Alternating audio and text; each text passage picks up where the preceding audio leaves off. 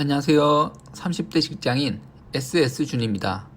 이번엔 주택담보대출을 준비해 보았습니다.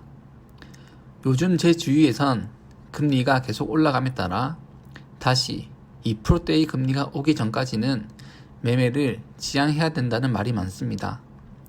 지금 흘러가는 상황만 보면 과연 다시 2%대가 오긴 올까 싶은데, 이번 편에선 최근 대출 금리가 어떠했는지, 그리고 2%대 금리는 계속적으로 존재했는지를 알아보며 만약 매수한다면 어떤 대출이 좋을지까지 다뤄보겠습니다.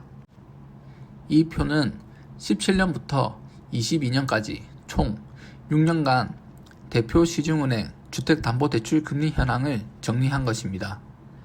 보시면 코로나 때를 제외하곤 금리 2%대는 사실상 없는 것을 알 수 있습니다.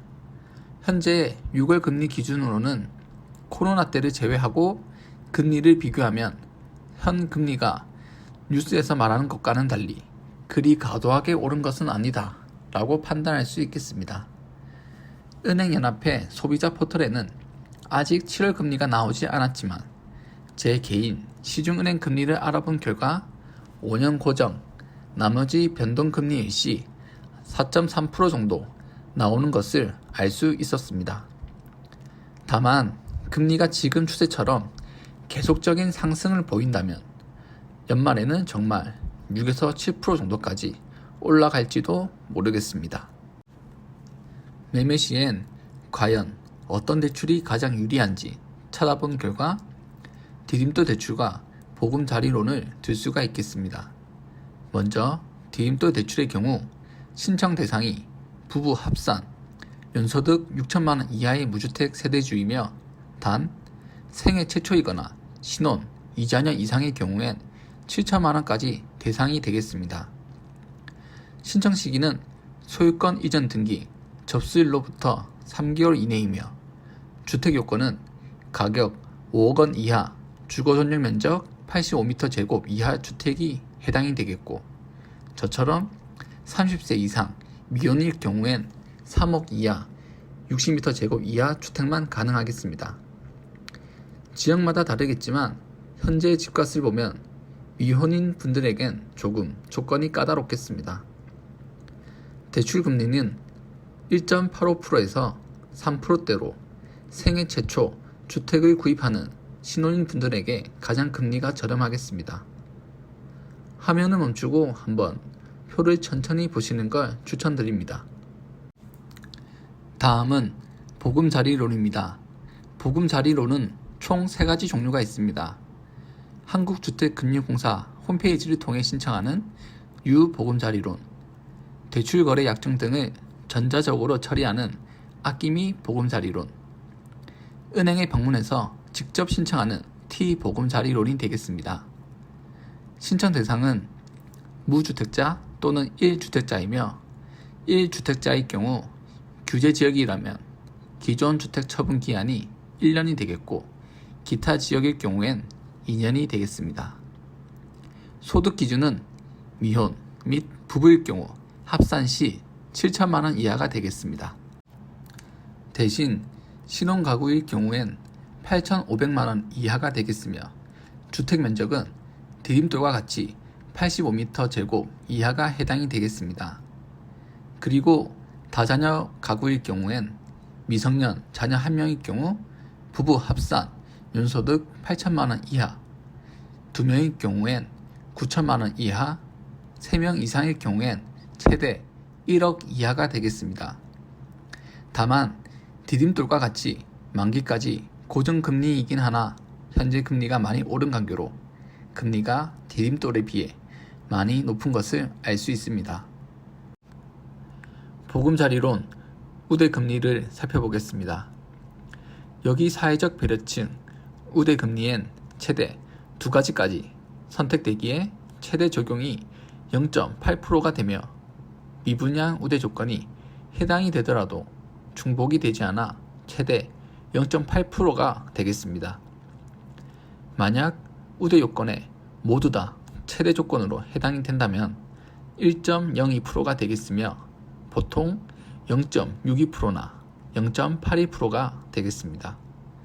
그럼 3점 후반대이거나 4점 초반대 금리가 나오는데 이것만으로도 처음에 봤던 6년 동안의 금리 이자와 비교했을 시에는 지금 경기에 비한다면 그리 과한 금리가 아니다 라고 볼 수 있을 것 같습니다만 1, 2년 전에 대출한 분들이 부럽습니다.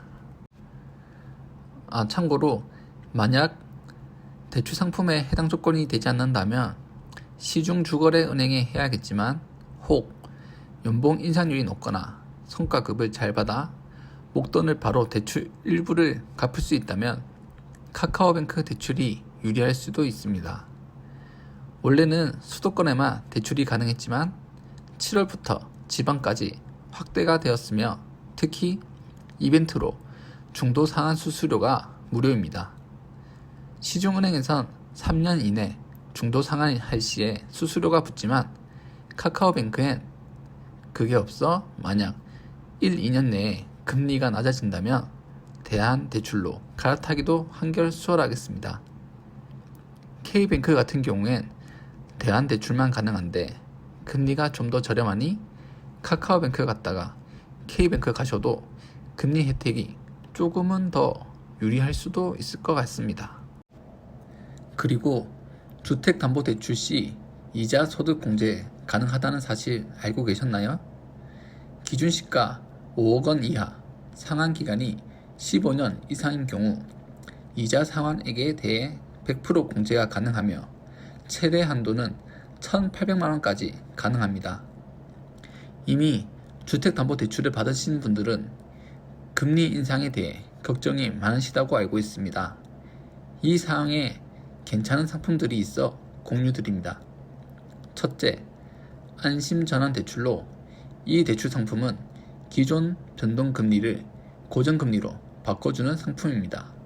둘째는 금리 상한형 주택담보대출이라는 건데 변동금리, 대출차주의 과도한 상환 부담을 낮추기 위해 대출금리 상승을 제한하는 상품입니다. 이 상품을 설명하게 되면 너무 길어지기에 추후 이 상품에 대해서도 좀 더 공부해서 공유하는 편을 만들어 보겠습니다. 혹 제가 금리 등 주택담보대출만을 설명하여 이 시기에 집을 매수해라는 의도는 가진 것이 아닌가 라고 생각하실 수 있을 것 같은데 그런 의도는 없고 월세나 전세, 매매 등 어떠한 주거 형태를 선택하더라도 그 형태에 맞게 계속해서 지출하게 되어 있고 이 세 지출 중 과연 나에게 어떤 것이 유리한지 그걸 파악하기 위해선 상품과 금리 등 정확히 알아야 파악할 수 있기에 첫 순서를 가장 큰 비용이 드는 주택담보대출을 선택한 것 뿐입니다. 매매도 제 안내 시간에 내용이 너무 많아 거진 다 줄였는데 전세와 월세도 공부해보니 양이 상당하여 좀 더 조사를 더하고 정리하여 월세, 전세편을 각각 만들어 내용을 공유해 보도록 하겠습니다. 대출 등 금리에 대해 잠시 알아보았지만 역시 금액대가 워낙 커서 그런지 부담감이 장난 아니네요. 그럼에도 불구하고 이렇게 공부를 하며 관심을 가지고 있으면 혹시나 저에게 매수 기회가 왔을 시에 남들보다 조금이나마 빨리 길을 잡을 수 있지 않을까 하는 내심 기대도 해봅니다. 어려운 시기이지만 그래도 관심을 가지고 공부를 하면 먼 훗날 제 자산 증식에 조금이나마 일조가 되길 바라며 마무리하겠습니다. 감사합니다.